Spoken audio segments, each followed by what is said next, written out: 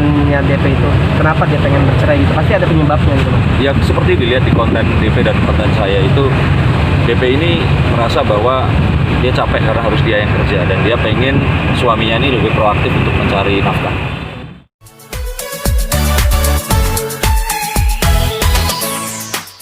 Oke, Mas, mungkin nggak tahu nih bahasnya atau nggak, tapi mengenai DP kemarin itu seperti apa sih, Mas, ceritanya atau? Pertanyaannya terlalu general, lebih spesifik. Ya, mengenai DP yang Mas hipnotis atau apa ya kemarin itu? Nah, ayo nonton atau enggak? Saya lupa itu. Ayo nonton di konten gue.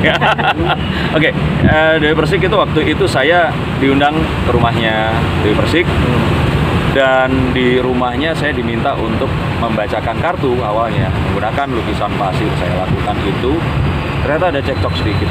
Terus kemudian sudah selesai, saya diminta untuk, Mas, kalau Lebi apa nih yang beda?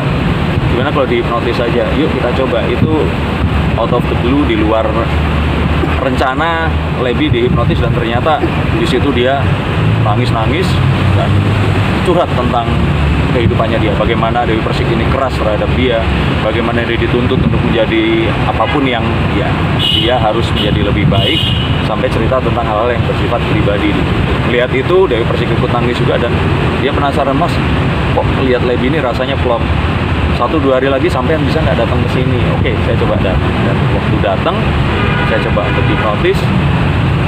Di luar dugaan, dan di luar dugaan dalam artian saya benar-benar nggak mengetahui, nggak direncanakan dia ngomong seperti itu.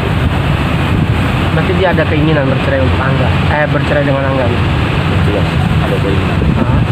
Seperti apa sih, Mas, waktu itu keinginan?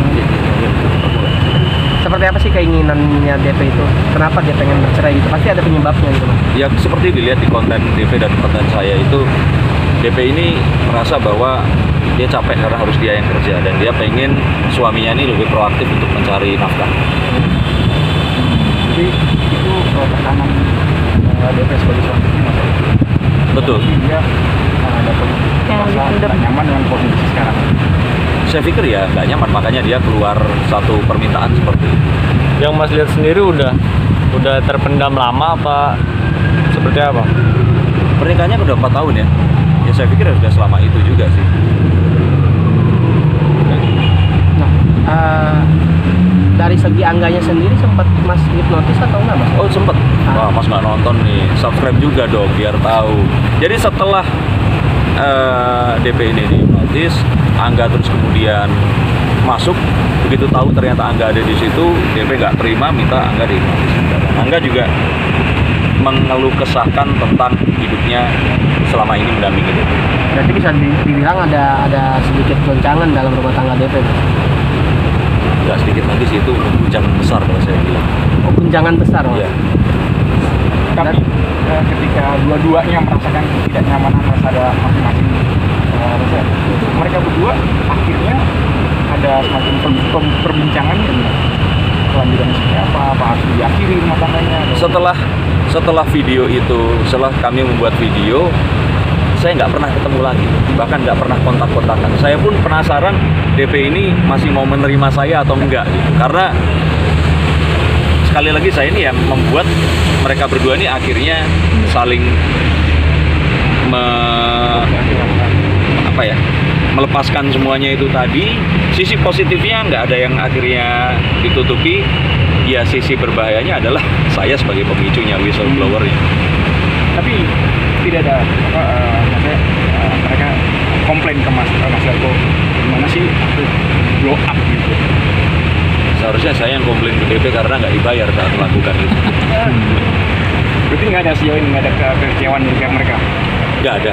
Karena ya sebenarnya saya sempat kena tegur juga oleh teman-teman yang berprofesi sebagai seorang hipnoterapis. Nah, apa yang saya lakukan itu seharusnya ada di dalam satu close room dan nggak boleh diungkap. Tapi karena DP yang merilis video itu dan kemudian saya ikut merilis juga, ya itu termasuk satu resiko DP untuk jadi seorang public figure. Tapi ada wacana kalau begitu sengaja sebagai konten dari musik. Oh betul, bahkan ada yang bilang kalau hipnotis saya settingan dan sebagainya. Kalaupun saya berpikir begini. Saat saya datang dan kemudian melakukan itu, orang-orang di situ itu melihat sebagai saksinya juga kalau apa yang saya lakukan itu benar-benar nggak direncanakan. Dan ya waktu DP ngomong begitu aja, saya demi Allah nggak kepikiran sama sekali kok akhirnya ngomong seperti itu. Saya berpikir yang akan dibicarakan dan bagus untuk konten YouTube, misalkan satu konten yang ya melihat DP dan keseksiannya kan konten-konten yang agak nakal, cerita tentang kalau dilihat dari konten-konten DP sebelumnya kan bagaimana apakah DP puas dengan bersuamikan Angga dan sebagainya, tapi ternyata arahnya mengarah ke situ dan sangat serius. Jadi kalau saya boleh bilang di sini, memang saya nggak bisa membuktikan keasliannya, tapi ini kan terbukti sampai sekarang pun mereka ini agak merenggang gitu. Dan ya kalau ini sampai disebut setup atau settingan, saya pikir untuk apa juga, masih ada hal yang lebih positif lagi. Ada rasa menyesal tadi, Mas? Ada menyesalnya nggak sih? Ada rasa menyesal nggak DP membuka? Iya, yang saya tahu nggak, saya ini mikirin ngomongnya gimana. Iya, saya menyesal gitu, tapi mau bagaimana lagi, kejadiannya seperti itu. Nah dari DP sendiri ada penyesalan nggak akhirnya terungkap hal itu? Berbicara ke saya belum ngobrol. Jadi ya saya pastinya nggak kan sesudah hipnoterapi itu pasti akan ada obrolan apa gitu kan? tahu. Saya mencoba untuk reach ke dia nggak mau, belum mau bicara sama saya. Oke. Udah, thank you mas. Udah. Oh,